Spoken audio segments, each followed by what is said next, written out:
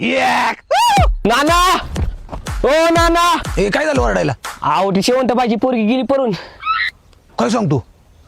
अरे त्या पुरीचं गुणच चांगलं नव्हतं. किती वेळा त्या शेवंतबाईला म्हणलं होतं पुरीवर लक्ष ठेवा लक्ष ठेवा. आता लोकांची बोलणी खावा. कुणाबर गेली?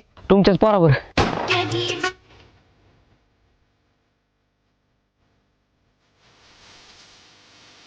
हो नाना हा? आता तुमचं शेवंत व्हायचं नाटक काय लागेल. अरे भांडवाय का बस. शेवंतबाई ओ शेवंतबाई, काय होणार ना, काय झालं?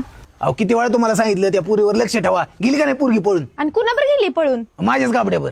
मग तुमच्या गाबड्यावर तुम्हाला लक्ष ठेवता आलं नाही का? पोरग बी तसलं आणि बाप बी तसलाच. ओ शेवंतबाई, खाजगी जाऊ नका.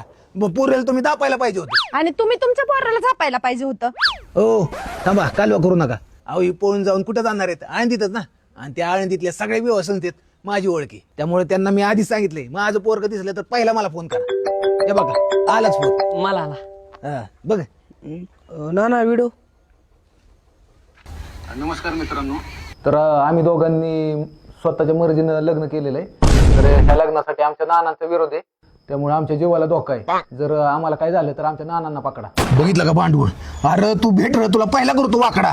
का ग कुत्रे, तुला अक्कल नाही का? अगं अक्कल आहे म्हणूनच आले यांच्यावर पळून.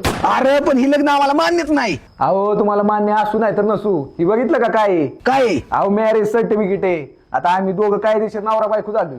अरे ह्याच्या माझा आहे. तर कुठं